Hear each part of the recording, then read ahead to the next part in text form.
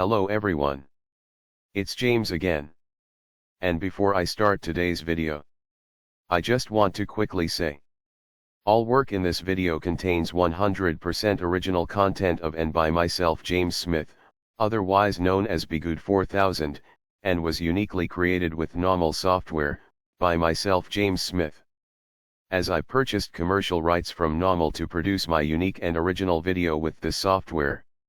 Commentary is uniquely my own thoughts, feelings, and expressions. Now that I have that out of the way, I do hope your day is going way better than fantastic and your journey to self-betterment is going way better than fantastic as well. Today I wanted to talk about something that is very important. But I will talk about it very carefully.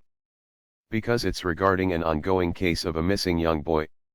Since the case is ongoing, I won't use his name at this time, though he's widely being shown on the news, as he's missing and they are trying to find him. Why is he missing? Well, after a punishment. I believe his mother and father had him put on a white t-shirt with the words written on it saying, "I'm a liar," and a bunch of other sayings on the shirt that weren't very good to say the least. And they forced him to sit and take a picture with this shirt on. Did they post it on social media? I don't know. I honestly don't know. But what I can see is the same look in his eyes that I've seen in my eyes in a variety of pictures I was forced to take by my narcissist mother. Now, am I calling his parents narcissists? No. No, I'm not. Not even close. And I don't even know what he did for them to use this as a form of punishment. However, what I can say is the look in his eyes are very familiar to me. And checking the comments sections of many videos on this case, have comments referring to such. You see, growing up in my home with all of the mess I went through, that many of you that have belonged to this channel are familiar with. I remember at the age of 7 or maybe 8, looking out of the window, even on a day when the weather might not have been the best, thinking to myself, I would like to just walk outside and just keep on walking. And what's interesting is, later in life, one of the very few conversations I had with my golden child sibling, he said he used to think the same exact thing. Now again, I'm not saying this young boy was being narcissistically abused, mistreated or anything. I hope he's found safe and healthy. However, if he was narcissistically abused, or anything of the sort, I can tell you from experience of just wanting to leave my home and just walk and keep on walking at the age of 7 or 8. When I looked into his eyes in the picture with him wearing that shirt, that's the same defeated feeling that appeared to be shown in his eyes, that I had and many of you had as a child.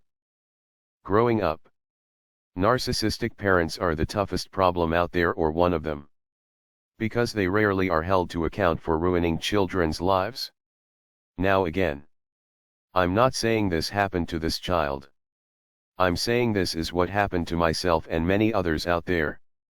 And sadly, because unless a child has marks on them, or their parents are using substances they shouldn't be using, sadly no one cares.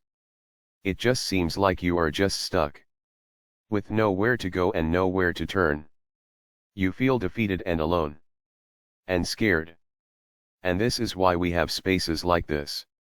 So people like us that grew up in such a way, so we can try to help each other move forward in life and do the best we can, making something positive out of ourselves and our experiences, hoping it will influence others so they won't have as bad or hard of a road as we had. Because no child should be thinking like we thought, wanting to just walk away from our home out there in a dangerous world with no protection, and even worse, people out there waiting for us to enter their space. When I see someone as young as I was when the narcissistic abuse happened to me, maybe I'm at the store and someone comes in with their child around that age, I think to myself, my God, I was that small. And these grown adults were doing all of these horrible things and put me in all of these horrible situations. But that's what makes such a person feel overwhelmed and defeated. Again, I don't know all of the ins and outs of this young boy's story. Nor do I know anything about the parents. So I'm not saying this happened or that happened. Or they are this or that. However, with that being said, no child should feel like they want to walk and to keep right on walking away from their home and family. I do hope they find this young boy safe and healthy, and I pray God our Heavenly Father protects him. With that said, I do hope your day is blessed. And until next time, bye for now. And be good to yourself.